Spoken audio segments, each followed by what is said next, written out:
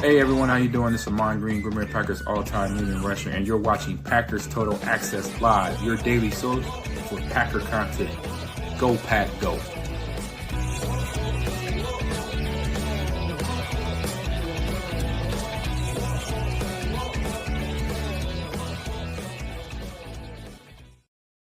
What's up, guys? Welcome into Packers Total Access. My name is Clayton. You can check us out on packernet.com. Find me on Twitter at Packers_access. Hopefully everybody's having an awesome morning on this glorious March 29th. Man, we got the birds chirping outside.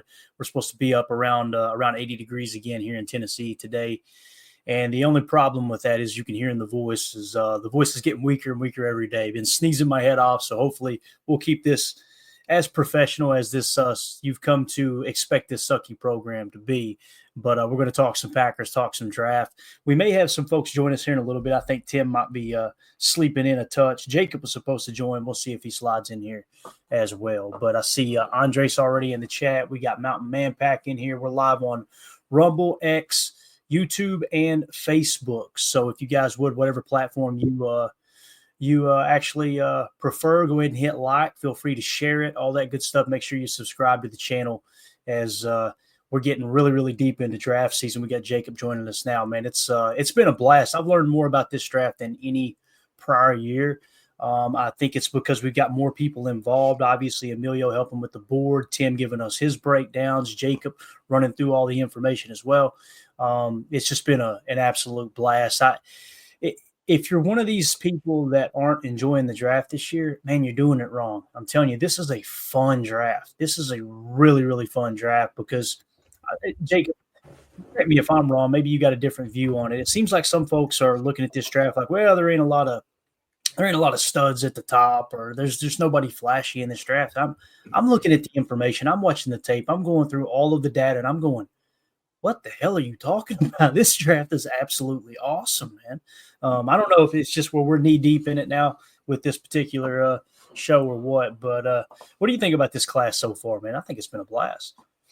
Yeah, I mean, people are going to gripe about anything nowadays. I think it's, there are probably some points to say that it's not a very top-heavy quarterback class. I've heard people say it's not the best wide receiver class, that the tackle class is a little lacking, but I think it is a little bit, maybe we're biased because this is by far the most in-depth. I mean, the work that you and Amelia have done on that board has just been insane. And just the way that, we've really taken a good time of diving deep into a lot of prospects. Yeah. I think it's because we've learned from our mistakes of years prior. So it's almost 3, 4, 5 years of culmination of trial and error and realizing, hey, we didn't think about even this guy. We didn't look to the year prior. We didn't try to see if these skills translate to this type of offense. Like, we've kind of really taken the time to uncover a lot of layers that I don't think a lot out of podcasts do. I'm just saying. I'm not saying we're the best, but that's what a lot of people say. I don't know. It's more fun, I think, it's ever been. I don't want to put words in your mouth, but to me, I wake up every morning at like 4:30, 5 o'clock, and the first thing I do is I hop on PFF and I just do a couple mocks. And I do them not just to like, this is how it's going to happen. I do it because I want to figure out, all right, who haven't I not looked at? Who am I not thinking of? Put myself in Goody's shoes. What's the weirdest thing that could happen in this round or that round? And then that's how we learn. So, yeah. No, I think that's very well said, man. And listen, there's other shows that don't go as deep into the prospects, as deep into the draft board, as deep into the behind the scenes stuff. That doesn't make them bad shows. Everybody's got a different approach, right? Like, there's some that, I know there are people that turn on this show and they're like, this is way too much information. I just want to kick back, laugh a little bit, and bitch about Brian Gutekunst, right? That's what people do. So that's definitely not this show. Now, we'll have a good time and it gets off the rails more often than not, but we're all about trying to look at every aspect of the season, whether it's the off season or in season. What are the Packers thinking about right now? What's Goody thinking about? What's John Eric Sullivan thinking about? What's Matt LaFleur thinking about? What are they working on right now, right? And you guys know our board has been fairly put together for a while, although it's shuffling a little bit. We're going to have a prospect we're going to highlight here in just a second. Just a quick little audio from Greg Cosell that's going to surprise the heck out of me. I'm eager to hear what you think on it, Jacob. But The board is shifting a little bit, and that's what's happening in draft rooms right now.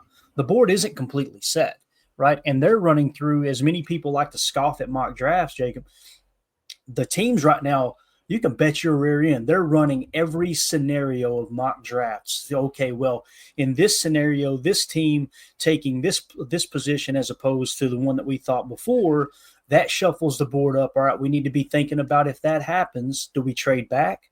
Do we go ahead and nab this dude who's the last of that position, although he's not the highest grade on our board, so we can hit a cluster on the next go round? All those things matter. And as we're just trying to look at it from every angle, like the front office would, essentially. So with that, it'd be interesting to find out if and how much, if any, AI is being used by different organizations. Like, I don't even know how they would, but I know they probably are. You know what I mean? They're plugging some sort of algorithm in to see if there's any kind of edge that they've got, or it'd be interesting. It is happening. And there's already been reports of it, especially at the college level as well. Listen, AI, I know people are trying to push back on AI, and I get it. I'm that get off my lawn guy too. I hate change. Like, I would love for my schedule to be the same every single day. I would do every single task the same way. I'm just as my wife says, you're a stick in the mud is what she says all the time. I just want everything to be the same. And I love my house here. I love just kind of kicking back in my little sanctuary and doing the things. So, but the reality is with AI, man, and what you can do with it in a split second, you can comb through pretty much the entire internet and grab any piece of information you need. And it's funny that the people that are pushing back on AI, they don't even realize they've been using AI this whole time. You know, Google is a form of AI. It really is. It's just they're expanding it now to the point where it can be smarter. It can actually understand what you're asking it to pull for you. Like, I can literally, I can go right now to Grok and say, hey, pull me every edge defender in this year's draft. In a split second, here's a list. All right, cool. Add their height and weight from and I'll put combine only. It'll put their height and weight. Then I'll go grab their RAS score where it's available. Sometimes it's not because, MathBomb doesn't have a paywall, but when there's multi-layers to get into a website to grab information, if it's not been publicly posted, it might not be as readily available. But it's just using it for the right things and stop buying into the whole doom and gloom that robots are going to take over our life. This isn't, that's my little rant. Use AI for what you want to use it for, but don't be scared to go, man, this is a tool that you can use for good in a lot of different things. You say that until Skynet becomes self-aware. All right. Exactly. Until I wake up one morning, my draft board's been changed, and I'm like, what? And Grok's like, hey, bro, I think what are you doing? Get out of my draft board. Exactly. Fidel in the chat says, will you fellas be at the draft? We will. A good group of us will. Now, I don't know everyone. I don't want to put pressure on anyone. I know as of right now, me and Emilio will be there. Tim obviously lives in town. I know Ryan is still throwing around the idea of possibly going. I know, Jacob, you're trying to make it happen as well. Ryan goes back and forth every episode. Right. So here's our plan for the draft. And I know I've talked about this in the past, but we'll just briefly hit it. We're going up and we're spending the entire week. Like, we're flying into town on Wednesday, and we're not leaving until Sunday afternoon, I think it is, maybe Sunday morning. So our plan is to be over at the draft, over at the festivities, early Thursday until about 2 hours before the draft starts. And then we're going back to HQ where we got a B&B, and we're going to have everything already set up to do our live draft show, because I was honestly thinking, let's just skip it this year. Let's just hang out at the draft. But we got so much feedback. Like, bro, the reason I'm tuned into your channel is because of your draft coverage last year. And it's not going to be as good as it was last year, but we're trying everything we can to do it, because I invested into a $3,000 laptop to make sure we've got enough power to do what I do here. Tim's going to bring a monitor. That's what people see the $3 with the Patreon, and they're like, Clayton, man, he's trying to get everybody for every dollar. You guys have no idea. My wife's going, Bub, we need to tone it back a little bit with the show. All right. So anyway, we're going to try to get everything set up at the house that way at the B&B. So we give you guys a quality product on draft day. That's the goal. And here's what's cool. Like, we linked up with Ryan last year. I'm still open to that if he wants to. If he wants to do his own thing, I completely understand that. Putting up with us is a full-time job, I promise. It's a task. But if you can't make it, you log on like you do at home, right? And everything's going to be the same. It's just we're going to be over there during the day. So if anybody wants to meet up, we'll make sure y'all know where we're at. We'll be running around probably laughing at people trying to kick field goals and run 40-yard dashes. Right now, I would guess that I'm going to try to at least be there for round one, but I think it might be if I could only make round one, then I would love to be kind of not the main host, but if my internet's kicking, because guys, I upgraded. I'm not stealing from the neighbors anymore. All right. Oh, let's go. So just so we have, I mean, that was, I think, one of the funnest podcasts we've ever done was covering the draft last year. I mean, it was just every pick was fun. It was, we don't take ourselves too seriously. So I really do want you guys to try to tune in and, just have fun with us, man. It's going to be a blast. I mean, we're probably never going to see this again in our lifetimes. A draft in Green Bay. It's just going to be amazing. And listen, that's why I understand why Ryan's throwing around the idea of not going. I just told you I don't like to leave the house. So I completely understand, like, it's going to bother me not having my monitor. I got like a 4-foot monitor here, and I've got 5 different windows open at once. So that's going to bother me. It's going to bother me not having, the comfort of what we're used to. And I'm with you, Jacob. It was fun, man. We had a blast last year, and it's only going to get better from here on out for sure. So, So yeah, Fidel, we'll be there. Like I said, throughout the day, just hanging out, enjoying the festivities. And then we're going to go back and make sure that we, get the show out for sure. So Prince in the chat, last year was awesome. A lot of fun with a full crew and Ryan joining in. I completely agree. I hope he joins in again this year. And it's cool having his son involved too. Man. I was just going to say his son probably made $200-$300 that draft. Do you remember that? Colin is cleaning up, dude. Yeah, for real. All right. So let's jump into a prospect we've talked about a little bit. It's not going to be a deep dive, but this one caught me off guard, Jacob. You guys know we use Greg Cosell as one of our head scouts, right? And what I mean by that is me and Emilio have been combing through podcasts, anything that he's on, anything that Greg Cosell's attached to. We want to hear his breakdown of these prospects. So it's like we have a senior scout in the building. If you're wondering, why do you use Greg Cosell? He's been with NFL Films since the 70s, okay? This dude has been breaking down film longer than I've been alive. And what he does, too, is he removes all personal stuff. He doesn't care if someone got arrested. He doesn't care if someone has an injury. He's not trying to predict where they're going to sit on a big board. He's just simply watching the tape and going, here's my scouting report. So if he really likes a prospect, we give him a bonus, right? And we got like 4 tiers of bonuses: a 7-point bonus, a 5-point bonus, a 3-point, and a 1-point. Okay. So we'd never give a penalty if he says, man, I really hate that. I don't like this guy, which he'll hardly ever say, because he's just going to look at it like the coaches do. What can this player bring to the table, and what level can he do that? So anyway, he was talking on One Bills Live, which is a podcast, awesome podcast. I know it's a Bills podcast, but they do a good job covering the game of football. There's no two ways about it. He was on there talking about Maxwell Hairston from Kentucky. And you guys know I've been vocal. Maxwell Hairston's fairly low on our board. I want you to hear the way that Greg Cosell talks about him. It's only about a minute long. And I'm going to throw the belt to ass up, because I feel like this is Greg Cosell giving me the belt to ass for not liking Maxwell Hairston a little bit more. But here we go. Believe it or not, I spoke to someone who actually likes him more as a corner than Travis Hunter. So, but I really liked this kid when I did him last summer. I think he's got the physical traits to pretty much do anything. Now he's not super big, and that for some, every team has their critical factors. Some coaches say, I don't want a corner under 6 feet, all that kind of stuff. You know how that goes. But I just really like the way he plays. He can play press. He can play off. I think that, to me, Chris, I thought that he was aggressive and competitive as a run defender. I thought he took on blocks with physicality. I thought he made tackles. I mean, at 5'11" and a quarter, 183, is he going to, just lay people out? Of course not. But that's not what you're looking for with a corner. You just want to make sure that he's willing to get involved physically as a tackler, and I think he is. But this kid is just really fluid. He's such an easy mover.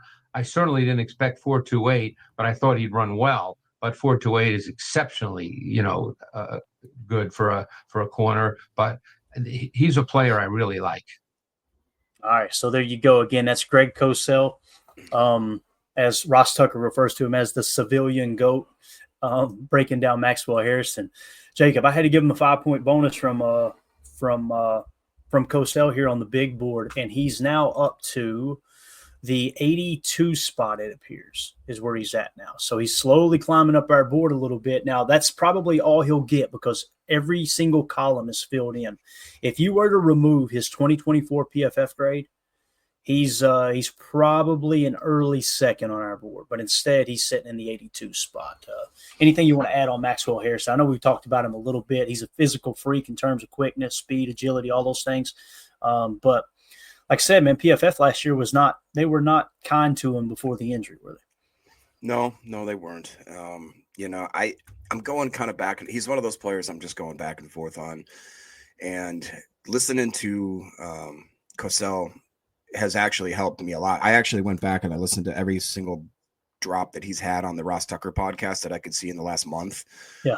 Specifically just listen to him. And I like Ross Tucker, but I like the way that he doesn't lead Cosell into any player. He may ask about a player, certainly, but he just kind of lets him say what he's going to say. Like, he doesn't try to put any sort of caveat into these questions. He just kind of like, tell me what you think, or tell me who you're thinking about in this category or that category. And then the guy you can tell how much he loves what he does because it comes through with the passion and that kind of stuff. And it really does lend a bit of credence to, like, I just believe what he says. I don't think there's any bull crap with this guy. I think that he just says what he sees, and that's just it's 100% fact-based. Like you said, he takes the emotion out of it.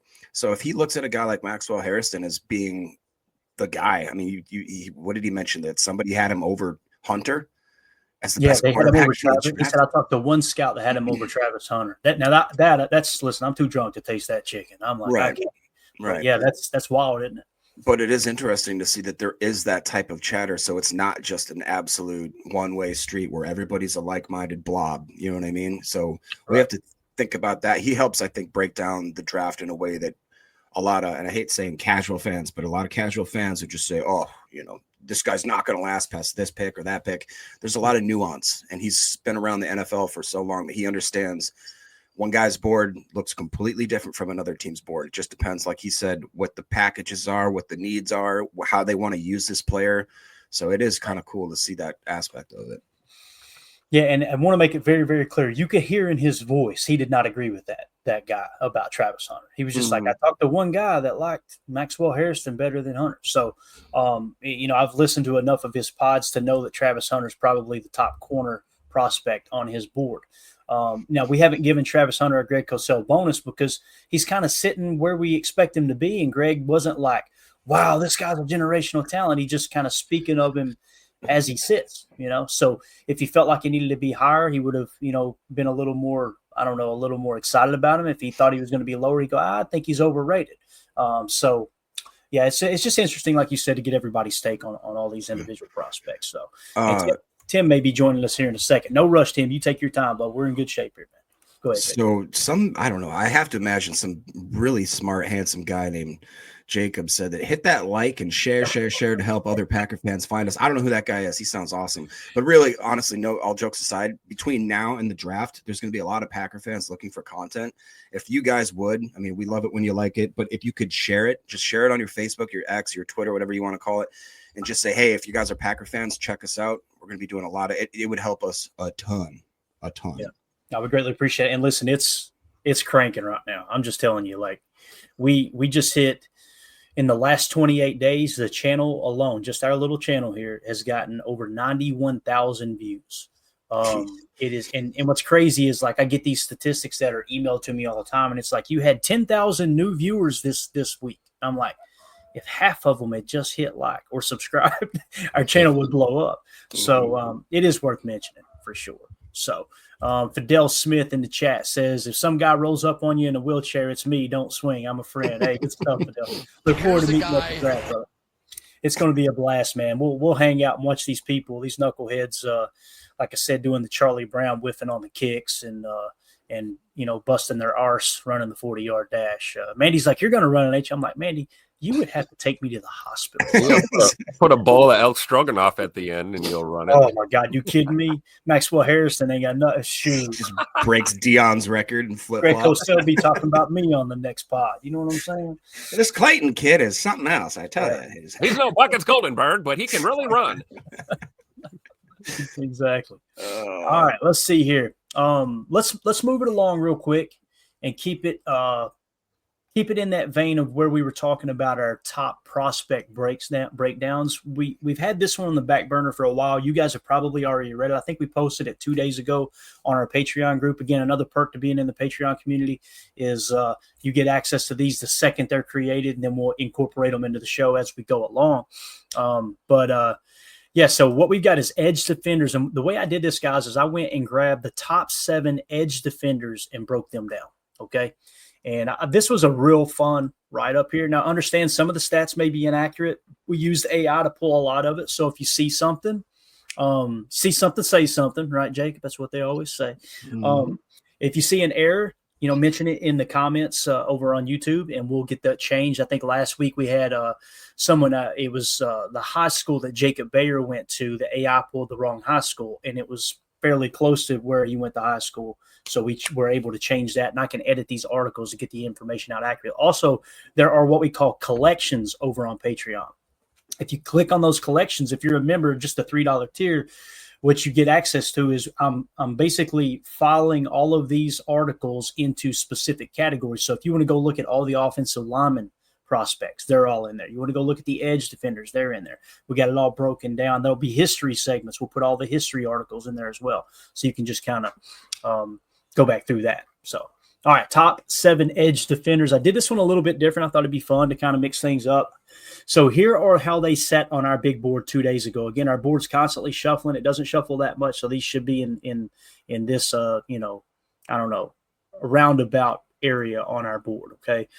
Physical traits, 2025 NFL scouting combine data. Okay. In the number 11 spot on our big board was James Pierce Jr., 6'5", 243, 4.47 40, 1.58 10-yard split, 32.5-inch arm length, explosive, lean frame. And here's the guy.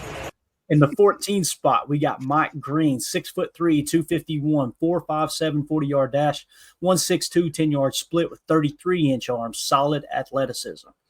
Number 16 spot, we've got Shamar Stewart. Now, you guys know the Packers met with James Pierce Jr., and they also met with Shamar Stewart. He's in the 16th spot on our board. 6'6", 267 pounds. He played at 280 pounds, though. That's what's crazy. He was listed at 290 in some places, but he's definitely an edge defender. 4'6", 140, 165 10-yard split, 34.5-inch arms. His wingspan was insane, they said.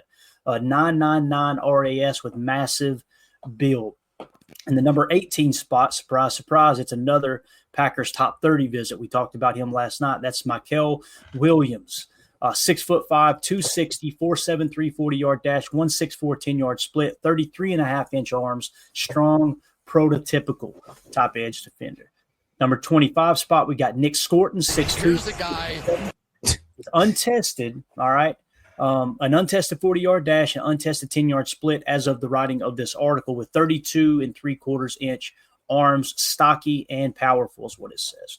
Number 32, we got Jeff Hafley's very own Donovan Raku, 6'2", 250, untested 40-yard dash. It was an untested 10-yard split at the time, 34-inch arms, undersized, long reach though. Okay, and then 33 on our big board was Landon Jackson, 6'6", 264, 4.68 40, 168 10-yard split, 32.25-inch arms. He has a towering frame. Thick. Round the horn with this real quick, boys. What do y'all think about those measurements?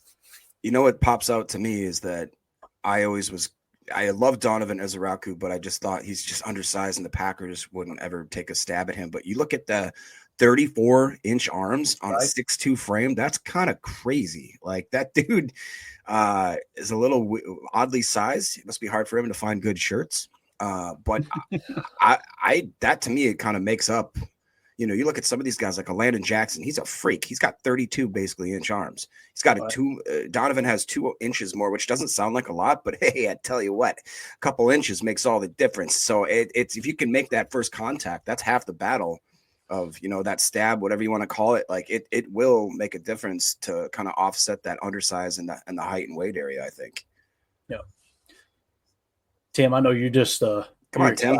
What's up, man? I'm wondering why my boy Princely Umanamilian isn't on this. He's so disappointed. That's what I'm wondering. A little lower on our board. Matter of fact, I'll tell you exactly where he's at here, Tim. Princely, and again, these were the top 7 on our board. What I tried to do was narrow it down to those guys that may go in the first round at the time that we created the article. Because one thing's for sure, guys, 3 of the players on this list the Packers set up top 30 visits with, they are eyeing an edge defender in the first round is what it really feels like. At least that's the early indication. Okay. So with Princely, I want to say he's a little bit lower. We've got him in the 52 spot, Tim. Now the Packers have met with him, not a top 30 visit, but he is in the number 52 spot. Well, he killed it on PFF last year though. My God. So definitely. That's my dude right there. He's probably going to be a second round guy, I think. Based on where I've seen him on a lot of boards, but I think this is a great list, though. I mean, I think if we add any one of these dudes to our edge room, man, we're going to be in pretty good shape. Yeah. And here's the thing, too, Tim. You love Princely a lot, right? In the first round, we've talked about, man, do you go 3-tech or you go edge, right? I think you and I both agree. I would rather have a 3-tech over an edge. Yeah. Okay.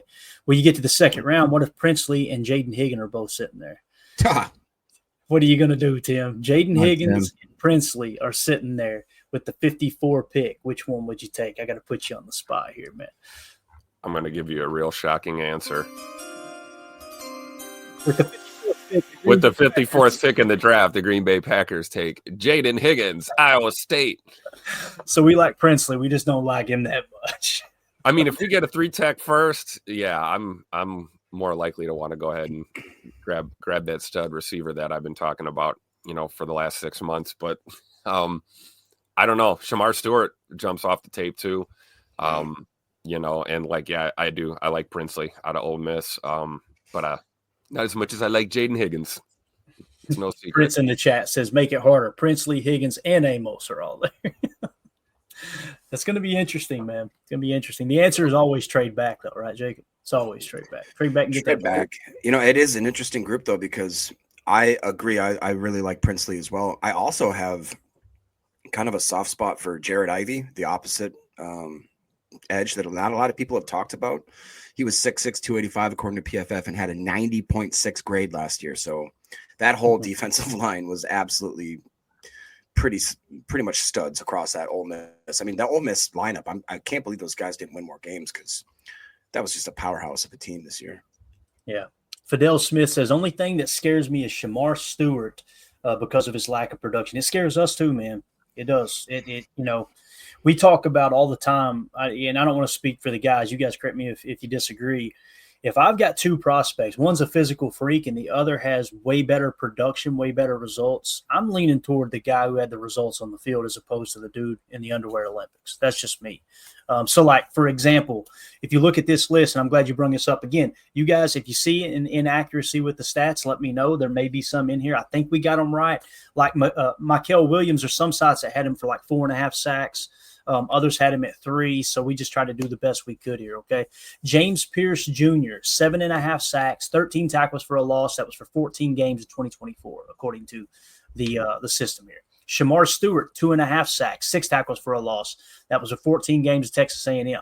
Mike Green, 17 sacks, 22.5 tackles for a loss in 14 games. Michael Williams, 3 sacks, 6.5 tackles for a loss with 15 games with Georgia.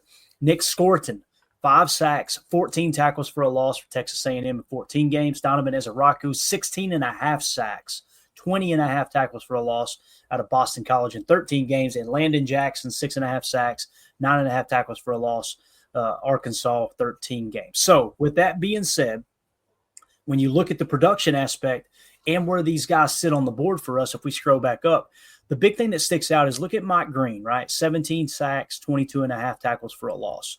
And then look at Donovan Ezaraku. Those are the 2 that really stick out to me, right? So where is Mike Green and Donovan Ezaraku on our list? Again, Ezaraku's in the 32 spot. Mike Green is in the 14 spot. We have not met with Mike Green. Now, here's where it gets frustrating for me as a Packer fan. Everyone will say, well, Clayton, they're not going to draft him because he's only 251 pounds. And it's like, okay, then don't be pissed off when you don't have the production that you're looking for, right? Mike Green, to me, seems like that's the dude when you look at a production standpoint. You guys, what's your take? Did you see any numbers that may be wrong there? How do you feel about it, Jake? I mean, you know what's interesting is that you look at the two guys that are quote unquote undersized seem to have by far the best production there. Right. And I'm not saying that that's a causation, type thing, or if a guy can play, he can play. I think, like you said, I know for a fact that we as Packer fans have been way too used to the idea of, hey, if he's got a 10 RAS or a 9.9 or a 9.8, that means that we can plug and play. We can develop him. We can do all this kind of stuff. It just isn't the case. It's just not the case. We've seen it time and time again. However, I will say that this year of all years, I could totally see the fact that Shamar Stewart, with not much production in college, all of a sudden is the one guy that comes into the league and just all of a sudden starts blowing it up. You know what I mean? Just starts having double-digit sacks, tackles for loss, absolute disruptor. I could see him breaking that streak in the 1 year that we maybe would pass on it and get a guy like, a more of an undersized guy that's produced like Ezeraku. I still have a lot of confidence in Ezeraku. Even if we were to pick him, I mean, I wouldn't want him in the first, but second round pick, I totally would be okay with it. Got it. Tim, what about you, man? I don't know if you had to step away. I'll give you a second to see if you're still here. Yeah, I'm here. Sorry about that. Oh, you're good, man. You're good. What do you think about it, from a production standpoint there in college? Yeah, I mean, are you talking just in general with Stewart? Just all the way around. Like, the whole purpose of this is, all right, we're obviously looking at an edge defender in the first round. Does the production change your stance on who you may or may not choose? Because, like, when I see these numbers, the one that sticks out to me is Mike Green. But again, when you're talking about the athletic threshold and him being 251 pounds, it's the same story with James Pierce Jr. I don't know. It gets aggravating, man, because it's like, okay, just because he's 10 pounds lighter, even though he absolutely shredded it in college, why would we worry about that 1 inch of height? You know what I'm saying? So exactly. That's basically what we're hitting. I agree with your stance that I'd rather have the guy with the production. I don't really care about the measurables as much as the tail of the tape, the guy that's getting it done. And I think a lot of these, this crop of edge defenders, you're kind of, it seems like one or the other. It's hard to get the guy that's the hits the measurables you want and then has the production you want. It's kind of like a one or the other scenario. And when you're talking about a first round pick, especially with Goody, we have had kind of an up and down track record, and we know that Goody likes the RAS scores, and he likes the athleticism and things like that, and may actually kind of look past limited production sometimes. So hopefully this is the year that change, and we see a change there, and we go with production based talent, especially with a first round pick. So I'm with you, man. You really look on paper and it's like Mike Green looks like the dude. I just don't know if that's who we're going to end up drafting if we do go edge first round. Right. And listen, I definitely trust our board over production. I don't want this come across the wrong way. When you look at the board, you're looking for, okay, who are the best on the board, and then throw the production category, like almost like a tiebreaker, like a cluster buster. All right, who had the most production in college since these guys are grouped together? Like, for instance, if Shamar Stewart was significantly higher than Mike Green, let's say that Shamar Stewart was 10th on our board and Mike Green was 32nd, I'm going Shamar Stewart because the board says you always trust the board, right? Mm-hmm. But the fact that they're so close together and actually trying to see exactly how close they are here, you've got Shamar Stewart is 14th, right? And who's the other guy? Mike Green. Mike Green is 20th. So they're literally one tier apart. You see what I'm saying? So that's where you go, Shamar Stewart's the better prospect according to the board. You'd have to climb down a tier. You'd reach a little bit for Mike Green, but the production is so high, it makes you think about it. So, what do you think about what J. Cole says here? He says, someone mentioned that Texas A&M defense were focused heavily on stopping the run. Now, the 2.5 sacks concerns me about Stewart, but the guy is a freak athlete. That reminds me of the argument that I heard for Rashawn Gary, where he was not basically allowed to unleash. He was more of a contained guy that was just basically to set the edge and really be an unselfish type player that was a difference maker on that defense. And the fact that he was willing to not have the production that probably would have helped his draft stock even more was a big feather in his cap kind of thing. Now, if we take a step back and realize that up until this point, Rashawn Gary has never had a double-digit sack in his career season. Now, do you consider that a bust? Do you consider that I'm not going to make that determination right now. I think that I like Rashawn Gary. I think that we have a better team with him on our team. Mm-hmm. I just would, that's one thing to think about is like, do we want to go down that road again and have a guy that we have another contract, double contracts with that doesn't produce more than double-digit sack season in his career? And that is something I think that's why everybody's a little gun shy right now with these. Yeah, no, I completely understand. And the other conversation too is, did they play in a 3-4 or 4-3? Right, like, exactly. Now, when you're building a draft board, you don't list that on your draft board, right? You simply watch the tape and you can determine you're trying to project anyway into the next round. But it does have a factor. It does have an effect on the outcome of the numbers. There's no doubt. Now, could Texas A&M have keyed in on the run? That's quite possible, right? That's really kind of what it looks like because you don't have anyone on there that just absolutely blew up in terms of sacks, right? Like you see Nick Scorton here as well. You got Shamar Stewart. They played on the same team together. You got several defensive linemen, interiors that played on the same team together. So that's the real thing about Green Bay. I just wish people would have the same grace towards the Packers and their defense last year. It was so obvious they were focused on stopping the run. And because the sack numbers are low, everybody loses their mind all of a sudden. Cut Gary, get rid of this guy. It's like you've really got to watch the tape and go, okay, what are they trying to accomplish? Now, in terms of Rashawn Gary, you can watch, his college highlights. They actually played him inside a lot too. There's one particular highlight where he occupies 4 blockers. There's literally 4 guys trying to block him, and he's walking them to the sideline to force the running back outside. Now, is Rashawn Gary a Hall of Famer? No. Is he an All-Pro? No. He made a Pro Bowl last year. You can roll your eyes at that. I completely understand. What you've got in Rashawn Gary, I think, is a very good – when he's on his game, he's a great edge defender. When he's not on his game, I still think he's very good. Go look at him in the run game last year. And that's why, Jacob, this isn't a shot at you. This is just my stance. I could give a rat's ass about the sack totals. We wanted a better run defense. We got it. We wanted a better pass defense. We got it. And now we're going, we need more sacks. That's the stuff I don't look at the game that way.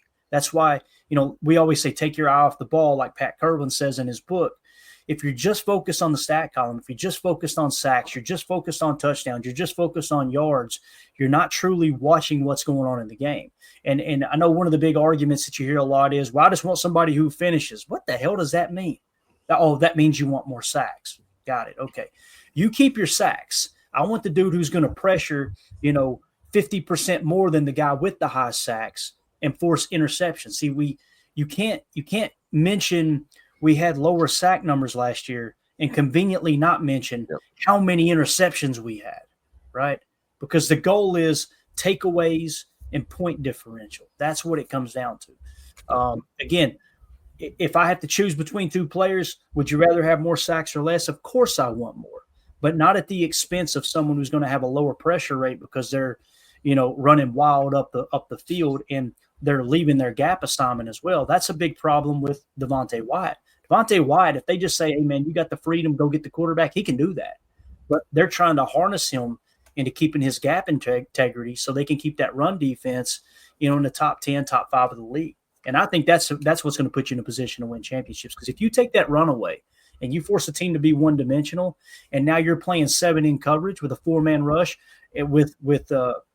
with one of the 4 guys that are rushing the quarterback playing a touch spy where the quarterback can't scramble, that's where you end up with a lot of interceptions. So it's give and take, man. It really is. Hugh, Mr. Jass, I've always got to say it that way. Jass with the super chat. Thanks, PTA. Thank you, buddy. We appreciate you, man. That's awesome. Thank you. Yeah. One other real quick point, we were talking about scheme, 4-3 guys versus 34 guys. I think when you're talking about like edge defenders, it's not as big of a deal, I guess, is how I would say it is.